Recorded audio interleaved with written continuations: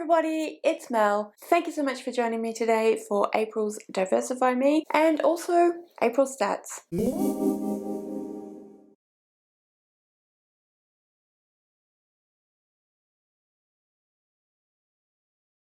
So, this is the video in which I am going to play my game,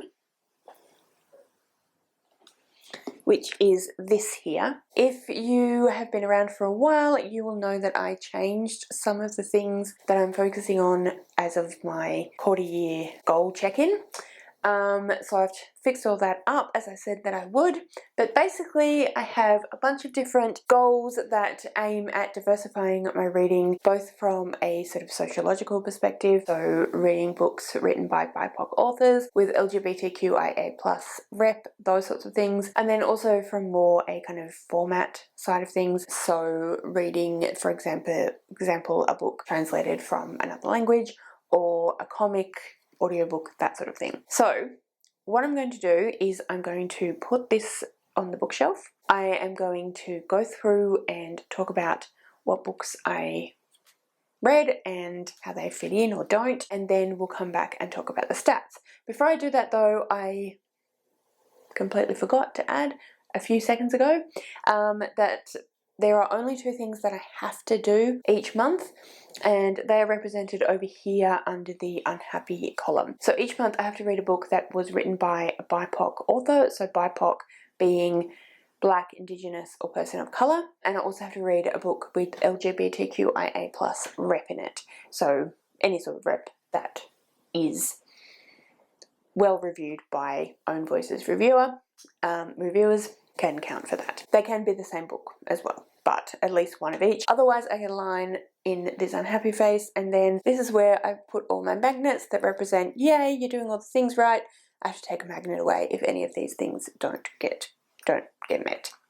So yeah, let's move this over to the side of the bookcase over there and see how we went. Alright, so let's start off with Cuckoo in the Nest by Fran Hill. So let's see, this book is not written by a BIPOC author. There was no LGBTQIA+ rep.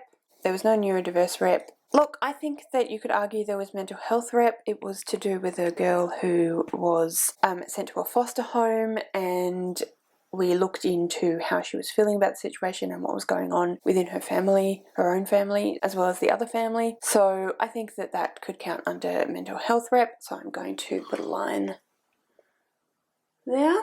She was not an Australian Aboriginal author. It was not translated. It was not a comic. It was not a short story. It was an arc though, so that is a line there.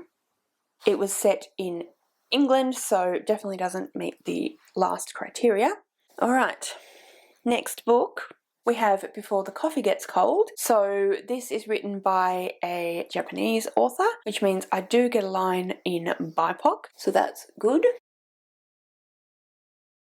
There was no LGBTQIA+ rep, however, I don't think there was neurodiverse rep. Not really mental or physical health rep, a little bit maybe of mental health, but I don't think really enough. Not Australian Aboriginal author. It was translated from Japanese. It was not a comic, not really a short story. There were 3 kind of short stories in the book, but they were all connected, so I don't think that really counts. Not an arc, and I would say it was non-Euro inspired. Yeah.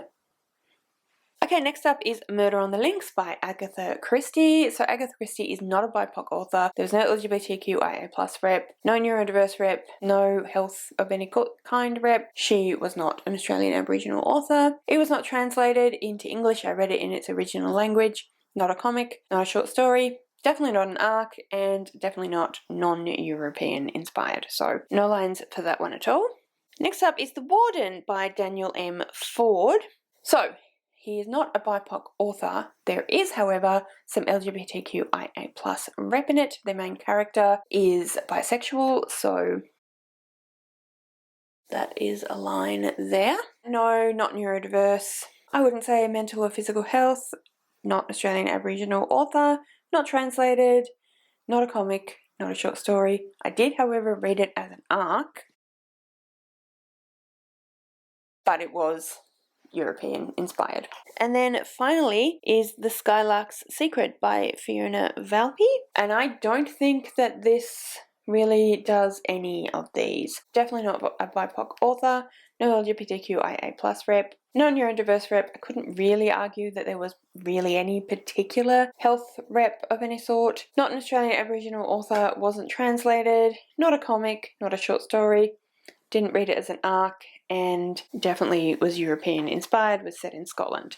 So that is actually all of the books that I read in April. Very excitingly, I did get a third line in BIPOC, so that means I've now got 6 lines. I've already given the magnet for the first 3 lines, but I get to have another magnet for the second. So let's get out one of these bigger magnets.